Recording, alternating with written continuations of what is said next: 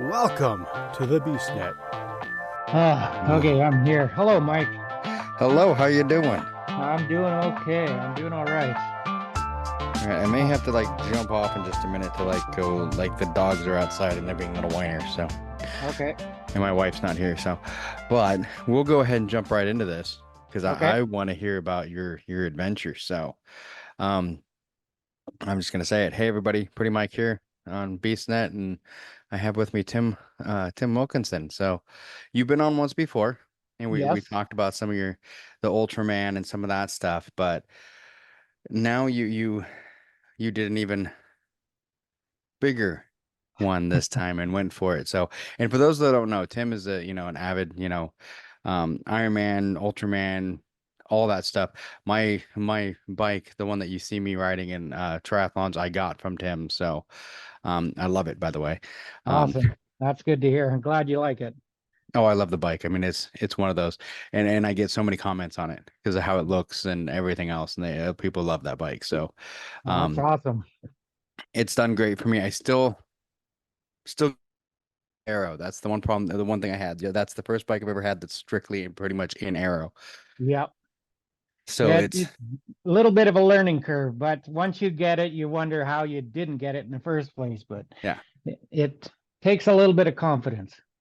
it does. And I've got it set up in my garage right now on a trainer Yeah. so that I can sit in the garage because I'll be honest, it sounds really bad to say this, but riding in Houston in the winter, I mean in the summer is horrible. It stays nice and light out for later, but it's so hot. I heard that. I So hear I hear that lots that Texas is a bugger in the warmer months. it's funny because up in Washington, and you're up in Victoria.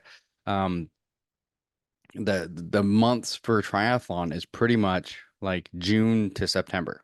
Yes. In Yes. Texas, that's when they don't do them. It's That's September funny. to June is when they do Yeah. because it's too hot.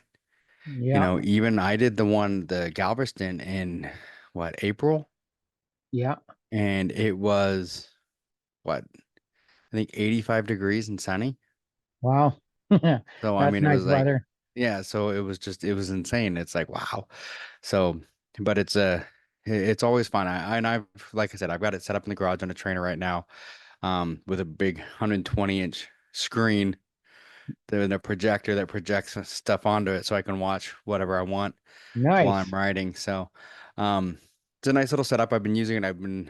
I took a break after the Ironman, probably too long of a break, but Hmm. I've been the last couple weeks getting on it, getting about 15 miles each time I'm on it, just to kind Nice. of get back into. I don't want to go too fast because, at our age, we jump into it too much, things will break, not the Yeah. bike, me. Yeah. But so getting back into it because I want to do the Um, Ironman in April again, and I want to do the half Iron and yeah. do better. This Yeah. time I finished it, but I was like the last one that they let cross the finish line. Pretty Okay. much after me, they shut it down. They're like, nope, nobody else passes. Yeah. Well, it's So, all upwards from there, right? yep. So now this next one I've got some really good friends down here that have done, the fulls and stuff like that. And they're going to help me get ready for this next one. And eventually I think I want to do a full, but I want to Yeah. get, I want to get past that half first, get Yeah. into the full. I don't know if I want to do the Texas here, because it's in my town. I live in the town where it starts basically. Yeah. Last year they had 55-mile-an-hour headwinds. Oh, oh my God. Yeah. They said it was the worst it's ever been. So, because one of my friends Crazy. did it, and I'm watching her on the little Ironman tracker, and Yeah. she's like averaging like 19, 20 miles an hour going, coming north. But every time she had to go south because it was down and back and down and back, when she was going south, it was like 11, 12 miles an hour. And I'm like, what is Wow. going on? Is there something wrong with the bike? And then I found out Wow. later, no, it was like 55-mile-an-hour headwinds on the way down. But then on the way Crazy. back, you had 55-mile-an-hour tailwinds. So, It all works out, right? I guess, but Spin, yeah, she spin said it it was that killing her. way. That it was killing her for, what is it, 112 miles to do one. Yeah, that's So, crazy. speaking of 112 miles to do one, so let the listeners know what you just did. Okay, so for listeners that aren't completely savvy with triathlons, Ironmans, and ultra distance triathlons, um, an Ironman is 3.8 kilometers, swim, bike 180 kilometers, run 42.2 kilometers. And what For I us did, Americans, that's 1.2 mile swim. Oh no, okay, 2.4 mile swim, yeah, 112 miles on the bike, and yeah, then 26.2 miles of a run. run, So yeah. Okay, so we're up to that. So what I did was called a quintuple anvil. It is an Ironman a day for 5 days. You yeah, do the Ironman the first day, whatever time you got, whatever time you finish, you got that time to rest and start again at the same time the next morning. So the faster you get done, yes, you get more rest, but also that you're burning more matches. So yeah. come third day, fourth day, fifth day, you might be on a death march throughout the whole day. So you got to pace yourself. So when you pace yourself, you lack sleep. Then it becomes a mental fatigue, sleep deprivation, and beyond the physical aspect. So I did 5 Ironmans in 5 days. Which is just insane. I mean, and it's one of those things. 'Cause we've talked endurance athletes before, and I think the last time we talked, you'd done the Ultraman, which is two. Uh, it's a 3 day stage race. Mm-hmm. Day one, you swim 10 kilometers, you bike 145 kilometers. Day two, you bike 275 kilometers. Day three, you run 2 marathons, Yeah, 84.4. And each day you have 12 hours to get the day done. Otherwise, that's the end of your race. yeah. So that was the Ultraman, which we talked about last time you were on, but now the quintuple, which Yep. the other part of this that a lot of people don't know is they're not done a lot. It's No, one of those things you don't, it's not like, even an Ironman where I could pick, okay, next weekend I want to do an Ironman and then fly to wherever and go do it. correct. Not that usually they're sold out way before that, but you know what I mean. Yes. You can go, I could hit an Ironman almost every weekend if I Yep. wanted to. Correct. Um, but to do a quintuple, most time, especially one that's put on by somebody, that's what, once a year? Correct. Probably 2, maybe 3 times a year. There's a few locations that I know of off the top of my head. In fact, one of them was in Wisconsin as we speak. A lot of the finishers are coming in now. Not only are they quintuples, there's triple anvil, 3 Ironmans, Mm-hmm. quadruple, yeah, quadruple, which is 4, quintuple 5, deca 10, 10? and 10. How many people have done that one? Very few. There are very few. Like you go to a this race, I saw a picture there. I don't know who was doing what distance, but the picture, it didn't have to be a widescreen. Let's just put it that way. There Did you is see less everybody? than, yeah. Yeah, it's a select group. Oh yeah. When I say select, I mean small group, nutty group, determined group, and everybody knows everybody because everybody's been to these kind of races and they're meeting family. They become family. And I could see that. I mean, I've done like, even just the Spartan races and OCR races, you get a family, but it's a bigger family. I would see like with these kind of races, it's a completely different thing because you have to find people that are of that same mindset. Correct. Because this isn't something that normal people do. I mean, this is like, it's like the Barclay Marathon, where it's Correct. very few people have done it. Very few, I mean, more people have tried it than have finished it. Correct. And to finish it Correct. and to be, a Barclay finisher is a huge Yeah. accomplishment. Yeah. Just Rarefied air. yeah, just like this one where it's a huge accomplishment. I mean, even to get the quintuple like you did, let alone, I mean, 10? Yep. Well, it goes beyond that as well. There's deca, there's double deca, which is 20. And as we speak right now, there's a triple deca, which is 30, going on in Italy right now. Wow. Yeah. Wow. That's my word. My legs It's hurt thinking of that. well, believe it or not, after a certain time, it becomes your normal, meaning this is your body's ready for it. And you wake up and say, okay, let's go. Your legs and body no longer hurts to a certain extent, Yeah. and then you just go. And that's the feeling I felt on day 3. See, and that's one thing that I think a lot of people don't think about is, I mean, if you do this correctly and you train right, where most people lose out on things like this, like the endurance races, stuff like that, is blisters. Yeah, Things like that. Things that if you train correctly, have the correct gear and everything else, you can eliminate and keep from happening, or you have ways to deal with them if they do happen. correct. It's not like you said, your muscles kind of get trained to it. Yep, They're used to this. This is your norm.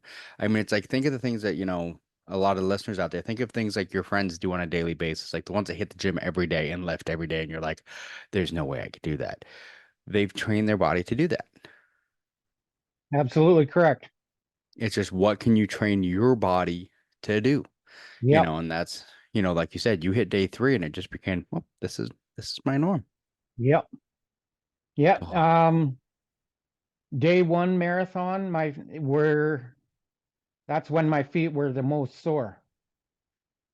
And then it just went little to no sore, not sore at all. Day 2, 3, 4, and 5.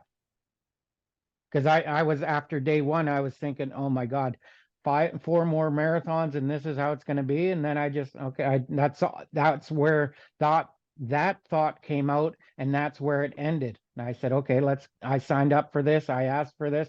Let's get her done. yep, let's get her done. And then Um, day 2, it didn't happen. My feet weren't sore. I said, yeah, let's go. So that's the way. And like I said, it's that gear and the training. And I mean, it's one of those things, like the biggest thing that like most people don't understand this unless you've done this kind of stuff is train as you race. correct. And you see so many people try and change things up on race day, and you're like, no, no. Mm-hmm. Whatever new shoes, no. Correct. New socks, no. New food, definitely no. Correct. Absolutely. Yeah, I've been there nothing on one new of those. race day. I Yeah, made that that's mistake. not good. Yeah, Not a on good a outcome. a 13-mile Spartan Beast, I made the mistake of eating the wrong foods, and about halfway through, I'm like, yeah. Whoops.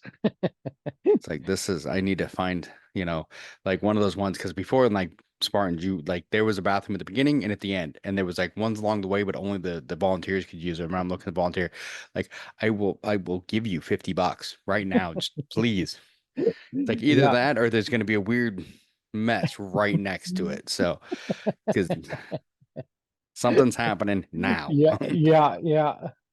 Uh, And that's when I learned really quickly, do not change your, because I was like, oh, I think it was dried mangoes. I'm like, oh, dried mangoes. This will be great. Nope, nope, nope, nope. no. No. Yeah, no, don't change anything. And I mean, that's for someone who's done an endurance. I mean, once again, 5 Ironmans. I'm trying to be able to do one half. Hmm. He did 5 full ones in 5 days. Um, First off, what made you want to do this? I want to challenge myself. A long time ago, when I say a long time ago, in my early 20s, I think I was 21, I was doing a 50-mile run. And during the run, I was thinking, what is my limit? Where is my limit? Will I ever find it? And that's when I said to myself that I will search for my limit. And I raced further as years went by. I raced further distances in ultra running, and then I discovered triathlon and Ironman, Ultraman, double anvil, and this quintuple anvil. And I haven't found my limit yet. Well, there you go. You got to keep looking, Yep. keep pushing. Yep. So with the quintuple, now yours was a little unorthodox. Yes. So explain to the listeners a little bit of how that came to be, because I know you were trying to do it a different way, and then it kind of you ended up doing the um OYO as you called Correct. it, which Yes. I think is awesome. But so kind of explain a little bit to everyone what that means. Okay. So when I finished last in June of 2023, I had finished a double anvil, and I had uh the glow of the finish had worn off, and I had been thinking, what's my next challenge? What I want to do? And I right away, quintuple anvil. I knew a triple, as crazy as this sounds, going from a double to a triple isn't that much, Hmm. being that's another Ironman. And I thought, I'm gonna prepare myself for a quintuple anvil. So I did the training. I knew the distances. I knew what was necessary, and I put that in my head. I said it enough. I wrote it down to the point of I believed it, that I was going to finish it, and I manifested my plan. Um, I decided that I was going to do it, and I did all the training, but entry fees for these races aren't cheap. No. I'm going to 100% honest right now. Entry fees are not cheap. Um, my my wallet can't support it. So, and I've got no shame in asking for help. I've reached out to many people. People asked me about the race. I said I'd really love to go in it, but one thing that's holding me back is the entry fee. Beyond the entry fee is flying to the location, renting a vehicle, getting accommodation, food and nutrition once you're there, that kind of stuff. So I had a chat with some people, and at the end of the day, it just plan didn't work out for me. Yes, I was bummed for a couple of days, and then I said, no, I'm not letting all my training go for nothing. I'm going to do it. I'm going to do it on my own, on your own, OYO. Mm-hmm. And I was going to do it for a charity. So I went looking for a charity, found a charity that reflected my childhood growing up. It's called Fresh Start Back to School. Their email is thatbarber@gmail.com. Thank you for letting me plug that. Yes. And we'll What actually at the end of the show we'll put a link to it in the show notes. excellent. Thank you. And this charity is helps kids when they're going back to school get their school books, school supplies, backpacks, clothes, and a fresh haircut. So you're pretty much fitting in with the rest of your peers.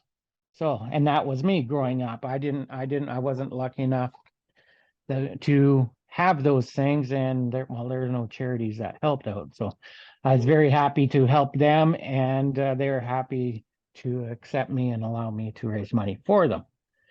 So that's why I did it on my own, on your own, OYO, as I said.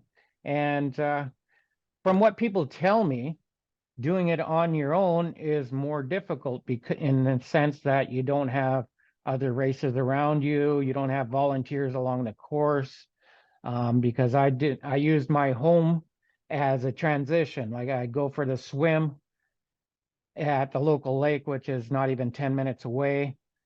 And then from there, my wife would have my bike with me or with her.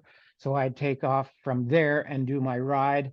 So I'd ride 45 kilometers out, 45 kilometers back. I'd get home, refuel, collect more, get more refueling, and then go out and do the same route again and back home. and then after the ride, I'd go out and do the run. And again, my home would be transition area and where I could refuel.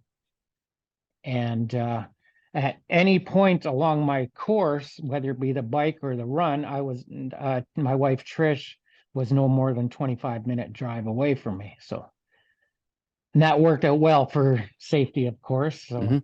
yeah, Which, I mean, is amazing. I mean, it's one of those things that I think some of us, we forget how different that is. Because I mean, it was one of those things we had, during COVID, a lot of us did a lot of weird stuff like that where we did our own kind of whatever. I know for like me, when I did the Seattle Marathon that year, I did it at a local, school and ran the track, yeah, and actually I did it because it was my 43rd birthday. So yeah, I made it my birthday party and I actually ran 43 miles on that nice. track. People showed up and they like basically brought me like cake and we had a party like while I'm running laps. That's But awesome. but it's one of those crazy things where I mean, I think we've gotten so used to like going to these places and doing stuff, people forget that like we can. I mean, like you said, it's more difficult because you don't have other racers to kind of, because you forget how much you kind of feed off the other racers. Like, oh, he's catching up to me. I got to go, Yep, or, oh, I got to catch up to them or whatever. And you don't have those volunteers handing out the water and handing out everything else and all that crazy stuff. But correct. I mean, if you do it right, you have your house, you found a way to make it happen anyway. Yep, yes. Yes, and I was happy to do it. People at my work. I didn't announce it very much because people at my work, if I was to cover them with them all a blanket, the majority of them don't understand what I do. Hmm. They just know the part of what kind of crazy thing you doing this weekend, Tim. Yeah. How far did you ride? How far did you run? And they just know distance or from here to Camel River and back as an example, and they had know the distance by driving it, but not by pedal power. Yeah. And pedal power is a lot Yes, different. correct, correct. And I mean, that's one thing that, you know, it is a lot on you to ride that far. I mean, especially too, I mean, a lot of people don't realize, and I didn't realize it till I got into, triathlons, how expensive the sport is, not just in the race entry fees, Hmm. but also in the gear. Yep. You know, I got lucky, someone gave me a really expensive bike for not very much. We're not going to say who, but Yeah. so I mean, because I had before that, I mean, I still had I had a specialized delay, which I still have. Hmm. That's kind of my backup, but I barely touch it anymore because the big mistake that I made, I think last year, and I finished it, but last year doing it, I was training on both. I was going back and forth. I had you know, the S Works on my trainer in the house. And then if I was training outside, I took the LA. Yeah. So, um, and that was my big mistake. So then all of a sudden when I went to go do the Ironman, it was a weird training because I trained on both, Yeah. so like this year I'm like, okay, the LA is just, it's hanging from the ceiling and that's where it's staying. I'm only using the S Works. So Yes. that way I can get, you know, because the other thing too is Comfortable, that settled. comfortable, settled. And I realized really quickly because I'd been using the S Works in the trainer, once I took it outside and trained outside with it, I'm like, I should have been doing this the whole time because this bike's way faster. Hmm. Yeah. You know. Yeah. The bikes can be similar, but once you ride them, keep riding them back and forth, as you know, you don't get fully comfortable on it. Mm. But if And you it's, stick, go ahead. I was saying it's different muscles a little bit, and the shifting's different. Yep. The shifting's completely different between the two bikes. Um the light, it's the shifter is on the brake and the thumbs, and then on the S Works, it's out on the end of the aero bars. Yep. So it's Yep. just completely different. So, train on what you, and I just said it a minute ago, train on what you're going to race. Yep. Now, Amen. Yeah. yeah, Hmm. definitely train on what you're going to race. So So now that you've done the quintuple and you said you still haven't hit your limit, what's next for Tim? Looking over my shoulder, my wife's home. Yeah, make sure the wife doesn't hear No, my next goal is a DECA, you. Oh, twice as far as a quint. So 38 kilometer swim, yeah. 1800 kilometer bike, 422 kilometer run. Phew. So That's gonna be there's also, I have to point out, there's two formats when you do these kinds of hmm races. What I did was a quintuple anvil, 1x5, meaning one Ironman a day for 5 days. And the other version is called continuous, where you do all the swim all at once, and then you do the bike, and then you do all the run. So if I were to do the quintuple anvil continuous, it'd be 19 kilometer swim, and then you do 900 kilometer bike, and then 211 kilometer run. So the reason I didn't do that when I was doing it on my own is because I didn't want to worry my wife and kids riding through the night for two maybe 3 nights. yeah. Yeah. So and the way that as what I did, I had maybe 2 hours of running at night, which I did the majority of it in a parking lot, in a mall parking lot, where it was well lit. I didn't have to worry about vehicles. Yeah, and I know you've mentioned that before. You've done that before where you get in the parking lot and like run laps. That's Yeah. kind of like when I did the one like I mentioned where I did the school like laps around and on the school track because no vehicles, and once it got dark out there was lights. So, Yeah. Yeah. but so how was it running in the parking lot at night? It was good. The first couple of nights I did it at Woodgrove Mall. There's a running group. I call it me and this lady that I'm training to run a marathon in October. It's a giant rectangle, but we just called it a square, and it was just shy of 14 kilometers. So we would run those loops. And I did that the first couple of nights. I did 2 loops of that. And then I made my way to the mall. And then the mall security kind of came and gave us grief, saying, after this mall closes, this is private property, and basically telling us to move on. So I only had one more night left. So I just said to my wife, well, if I make my way here, we'll just act stupid and we'll say that we talked to the mall manager, and like, what kind of damage am I going to do, really? Yeah. You're running circles. I mean, that's Yeah. one thing that's always got me in those. It's like if you're on the parking lot, just running circles around the parking lot, you're not doing any damage. You're in a Yeah. lighted area. You're just doing it for safety reasons. Correct. But people get all weird and they worry about insurance, and it's like whatever. Yeah. Yeah. Because when I did it, did a double anvil on my own a few years ago, I ran in in that mall parking lot. But this time I went prior and talked with the manager, and she just basically said, okay, go ahead. But if something happens, we don't know about it. Yeah. So I just said, okay, whatever. Yeah.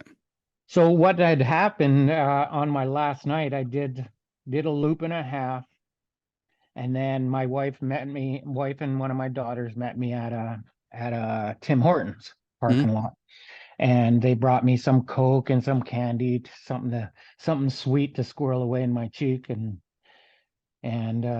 have that. And I was looking at another mall, Country Club Mall, and I said, this mall's parking lot's a lot more lit up. Told my wife, I'm going to run some laps here and see how it goes.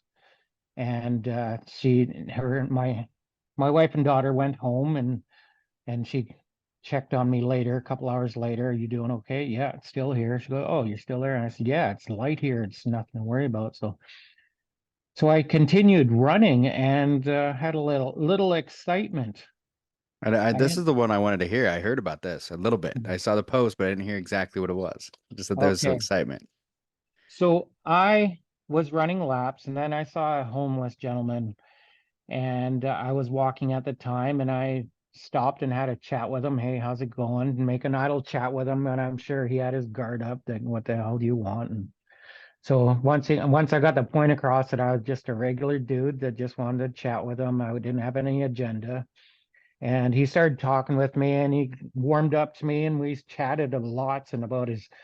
I asked him if calling him homeless offended him, and he said no. He said that's what I am, and talked about other aspects of their lifestyle. Like Mm.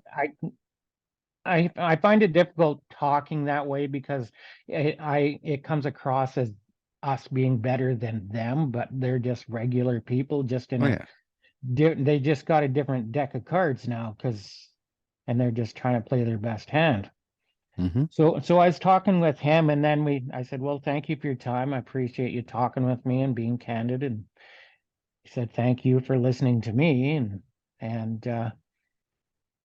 he went his way. I went my way. I went around. And about 10 minutes later, I hear a loud, hey, and I'm looking around the parking lot. Where's that coming from? And then I hear it again, and he's waving his arm, and he says, you got a phone on you? I said, yeah. So I started making my way towards him. And as I got closer, I saw a dude laying on the ground. I'm going, oh my God, what's going on here? So as I approached, I looked and the dude's laying on the ground. His face is in the dirt. He's in the fetal position, laying over a curb, and I'm looking for vital signs. I'm looking for his nostrils flaring. He's got a lot of Mm. clothes on, so I couldn't see his chest. Inhale, exhale. Couldn't see his back. The same thing. And every so often I could hear, I'm going, is he taking his last breath? And is this what I'm witnessing? And so I'm tapping his foot with my foot just to see if he's okay, if he's going to react to it. And he barely did. And he was uh, almost stopped breathing because he wasn't breathing regularly. Mm-hmm. And so whenever I tapped his foot, that's when he had let out another. So I called 911 and they told them what's going on. They asked where I was. I told them where I was. And the ambulance showed up, and two ambulances showed up, and a fire truck showed up, and a SUV ambulance supervisor guy showed up, and then they got it under control. And one of the firemen gestured with a hand and thumb and pinky finger into a phone. He says, "Did you call?" And I said, "Yeah." He says, "Good job, you saved him." And then later on, I was staying out of the way and wondering if the dude's going to be okay. And so when there was a ambulance lady and a man there, I asked them, "Is that guy going to be okay?" And they said, "Are you the guy that called?" I said, "Yeah." And he said, "Thank you. You saved his life." I said, "Wow." Oh, So wow. that's how that happened. And so after they all left, I was reflecting on that, and I'm kind of walking, jogging, and holy crap. That's when it sunk in that holy crap, what just happened? So Wow. So you were meant to be out there doing that. yeah, now that was the weird part is because I didn't plan on running there earlier. My intention was go from where my wife and Yeah. daughter met me and run to the mall, which would probably be about 6 kilometers away. So And you yeah, in the right place at the right time. yes, yeah. Wow. So that was a part of the added some excitement to near the end of my run on the fifth morning. So, but I'm happy I did it. Everybody, no matter their circumstance, they deserve a chance, right? Yes, they do. They do. And it's one of those things that's very interesting. When you mention the homeless or unhoused or however you want to say it. Um, I've met quite a few people that they are that way by choice. Yes, That they yes, choose to live a nomadic lifestyle, which I mean, up until a certain point, we as humans, that's how we lived. yep, So it's like, yep, okay, and if that's your choice, I mean, who am I to say anything about it? mm-hmm, You yep, know, so yep, it's awesome that you saved their life, that you yeah, saved a life.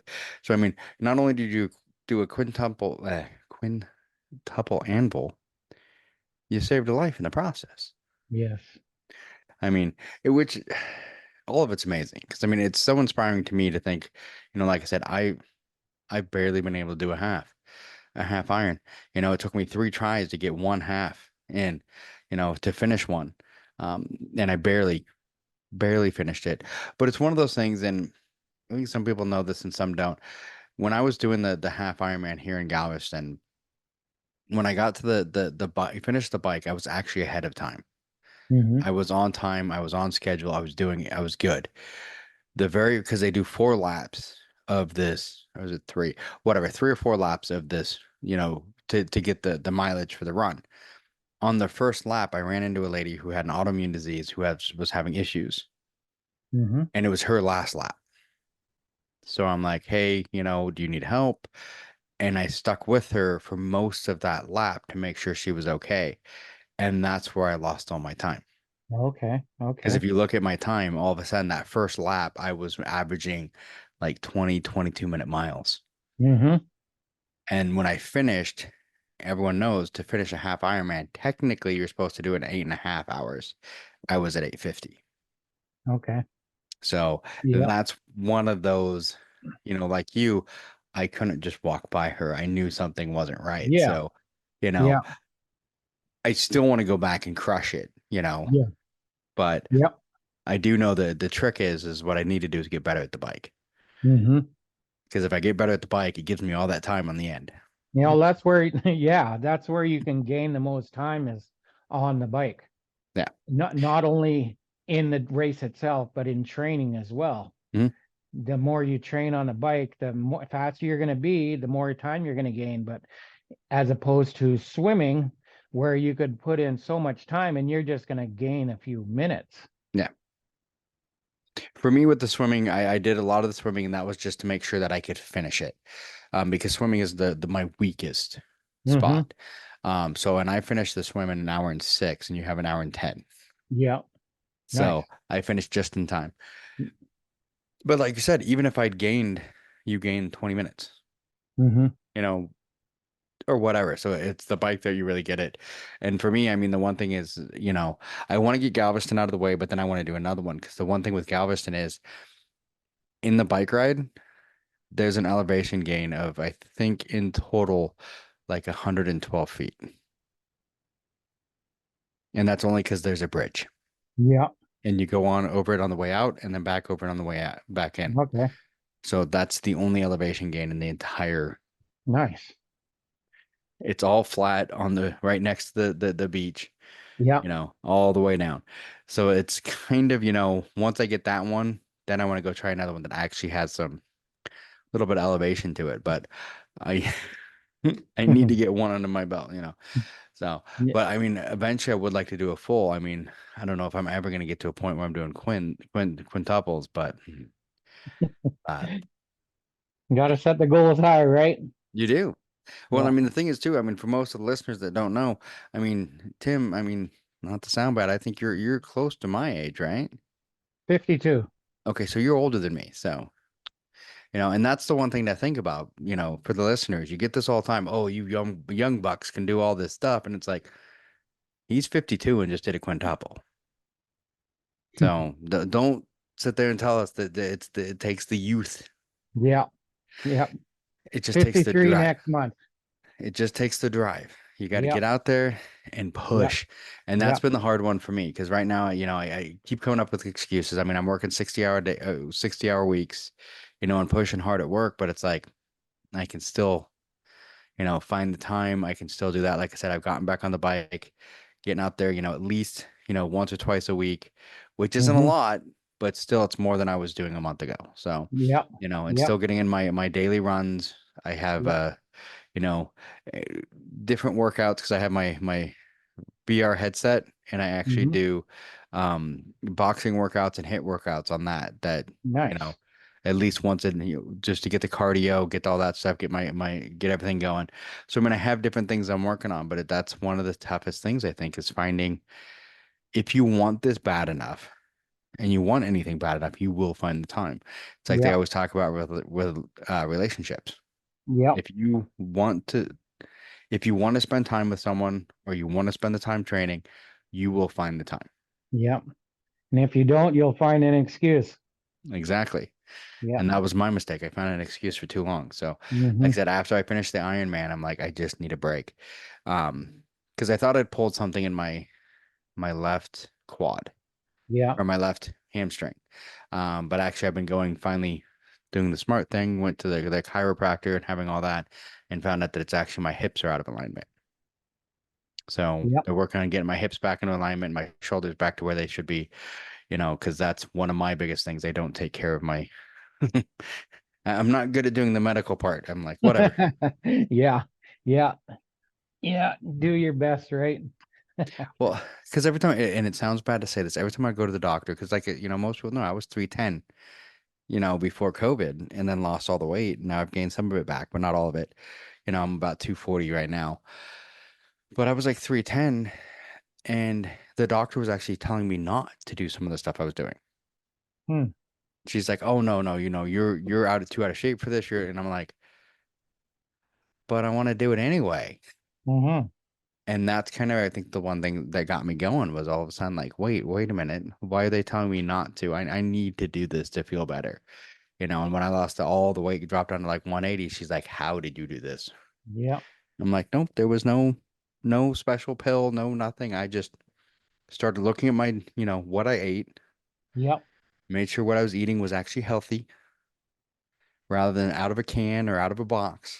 I just Correct. bought the ingredients and made them. Yep. Because once you get rid of all that sodium and all the preservatives and all that crap and just eat real food. And then just started Yep. running. And now, and the biking and everything else. And you start putting in the work. And amazingly, the weight drops off and amazing. You put in the work and you can do a, quintuple anvil. And, you know, Yep. it's not something that comes easy. I mean, it's one of those things. I mean, you can tell everyone you do the work. I mean, I follow you on Facebook and see all the time where every weekend pretty much you're out there and like, oh, hey, I'm, 40 clicks in halfway through for the day. And you're like, what? 40 is halfway? Yeah. You know? I used to have a work boss that found out what I did and how much training I do, and he goes, "Well, when do you do it?" He says, "Just on the weekends?" Heck no. I said, "If I'd only done it on weekends, I'd never get anything done." He said, "You work out after you go and get home from work?" I said, "Yeah, like 2, 3 hours." Really? I said, "Yeah, it's Mm, necessary." it is. Yeah. It is. And people find the way. Like I said, I had one friend who lost a bunch of weight and did the Ragnar with me this year. And she's amazing. Uh, she basically found a job where she could ride back and forth to work. And it's Nice. 10 miles each way, but on the way to work is great because it's all downhill. But on the way back, it's all uphill. Yeah. But Yeah. she's like, she's like, I can't find the time to do it, after work and stuff like that. And I'm like, well, and she's like, well, why not just ride my bike back? And she's like, I started running it. And then I'm like, oh, I can, just ride my bike and get the bike ride in. And it's just amazing that mindset of like, oh, how can you do that? And I mean, I had a couple where I was looking at jobs here where I'm like, oh, if I get a job there, I can just ride my bike, Yeah. and that was kind of the thing is finding those ways of, like we said, if you want it bad enough, You'll find a you way. will find the way. You'll Yeah. find a way to make it work. And I think that's what it comes down to is like finding that way. I know this weekend my plan is I gotta finish cleaning up the gym in my garage. Right now, the only thing I think I can use is the bike, which is fine. But I need to get start getting some of the weights in to get some of the other parts of my Yeah.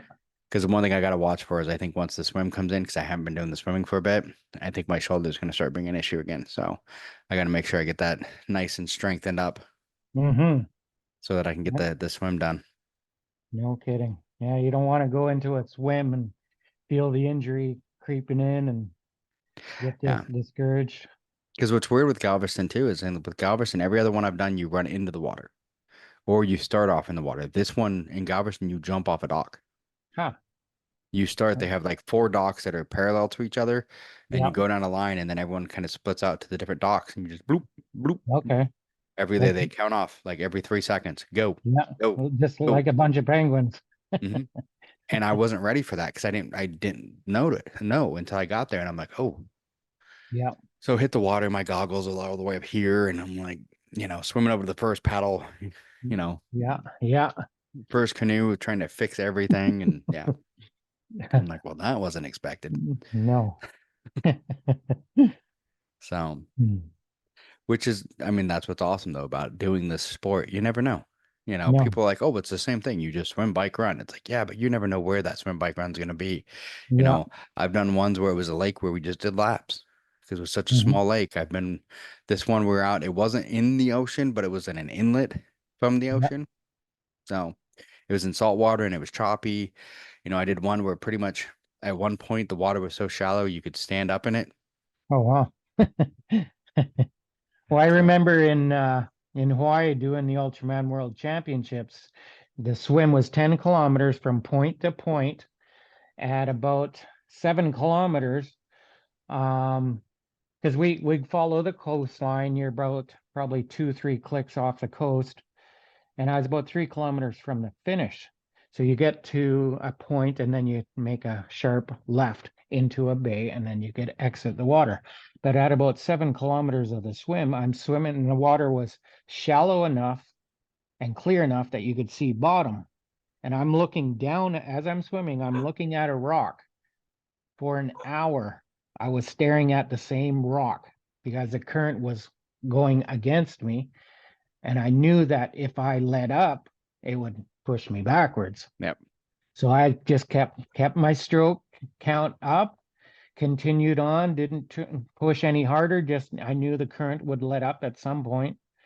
Yeah, and then I was staring at that damn rock for an hour, and eventually the current let up, and I was able to go. And my kayaker with me was there alongside me and said, "Good job," and took her in. So Yeah, see that's one thing a lot of people don't think about. There's some of those, some of those races. I mean, there was one, I know I was reading something about one of the recent Ironmans where they had that situation where all of a sudden the current started going good and people said they were watching people like swimming forward but going backwards, you yes, know. So and you they gotta ended up like a couple of kilometers down the beach and getting out of the water there. yeah. So you gotta watch, for those things. And I mean it's always something a little bit different. There's a couple I've looked at. I've thought about doing the Waco one. Waco's actually in a river going downstream.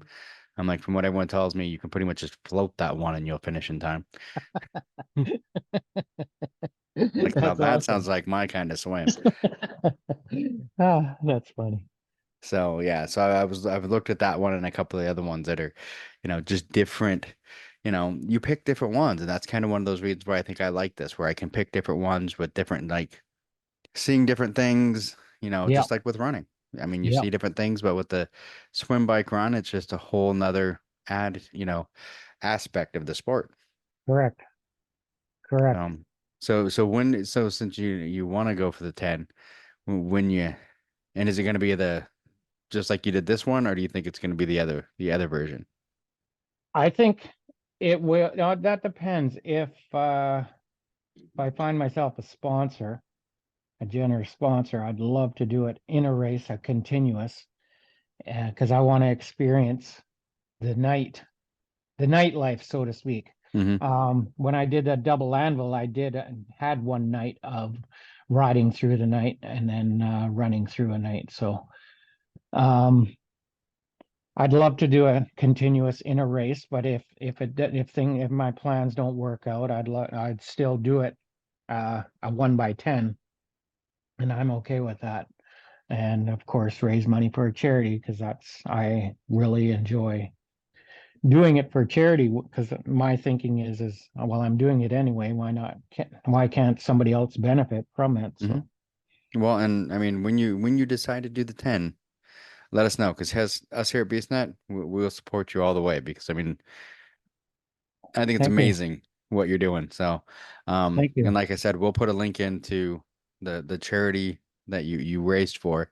Okay, Um, so if any of the listeners want to donate, you know, for to donate, yeah, for everything that Tim did, yeah, let us know and we can hook you up.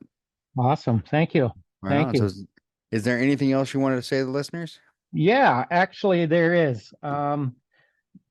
when a racer, myself in this case, races, I cross the finish line, I get all the glory, I get all the accolades and the praise, the pats on the back, and that's all great to have. But I always want to point out to people that have the quote unquote less glamorous jobs, preparing gear, preparing food, getting my nutrition mixed, having my equipment ready, when I need to transition. If I need something different, being able to call it out and then be able to get it.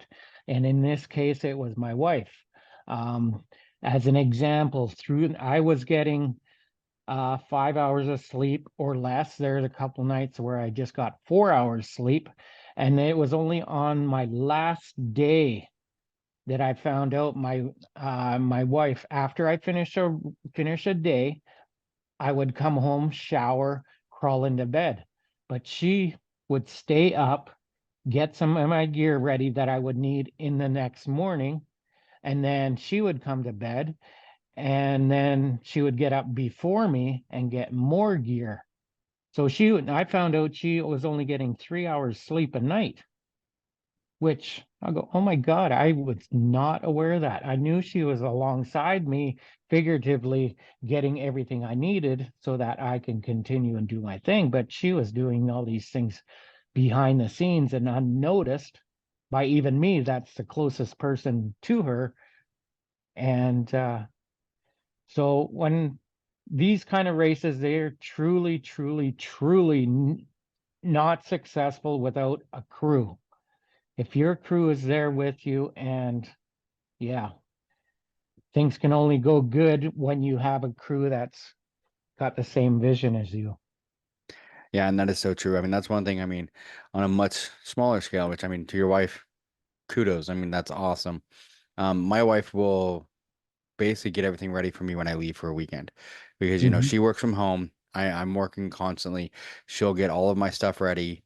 There's been a couple times where something's missing and she's like, I'm so sorry. And I'm like, how can I be mad at you Yep. for going out of the way to put all of this stuff together for me and something didn't get in there that I didn't ask you to put there. So I don't Yeah. see, don't apologize. You're doing an amazing job. The other place I've seen this is World's Toughest Mudder. When we did it last year, we had Joey's McGlamory's wife, Michelle, who took care of the whole team. Like we Hmm. would come in, she would hand us food, she would do everything we could for the team. If one of us had a blister on our feet or whatever, she would help clean it, help, take care of it. I mean, she was great. And I mean, that's one Yeah. thing I think a lot of people miss when you're doing these endurance type events where it takes a lot of time.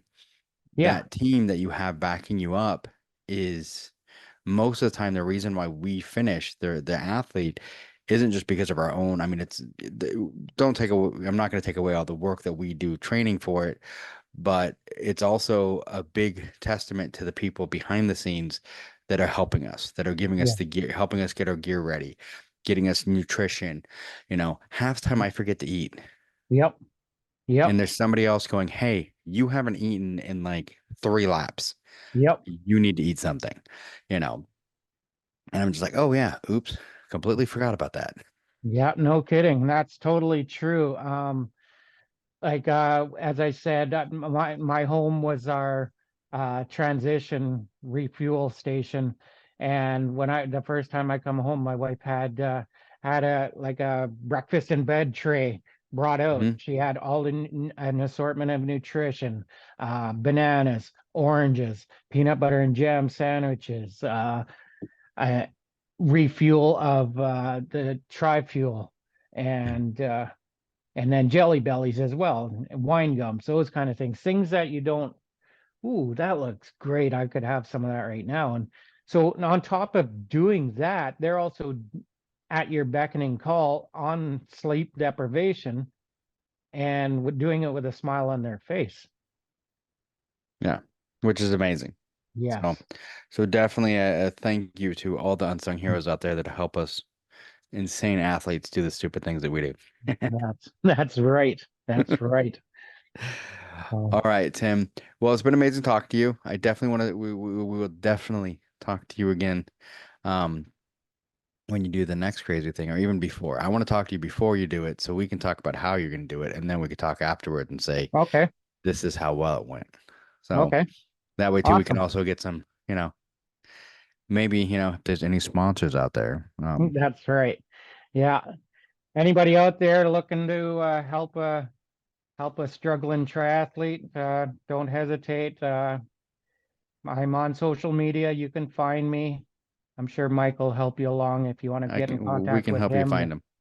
So if there's So- anybody out there that wants to sponsor him, I mean, trust me, there's been times when I've wanted to do a race where I've thought about standing out with the sign, just saying, hey, not homeless, just a triathlete trying to, get to the next race. Yeah.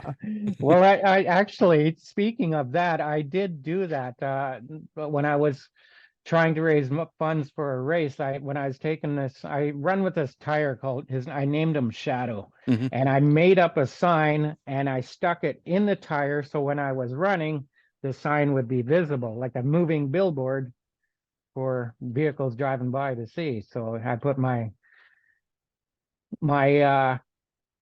I'm looking for funds, looking for a sponsor. I find me on Facebook, find me on Instagram. Hey, we do what we got to do to race. That's right. All right. Well, thank you, Tim. We will talk again soon. Okay, thank you for taking the time. Appreciate it. Oh, yeah, anytime. All right. All right. We'll talk soon. Okay, thank you. All right. Thanks for listening to the BeastNet podcast. If you haven't done it yet, find us on Facebook, like and share the podcast. Give us a review on iTunes or Spotify. All these things will help to expand the show in the future. Don't forget to subscribe and let us know what you think and what you'd like to hear.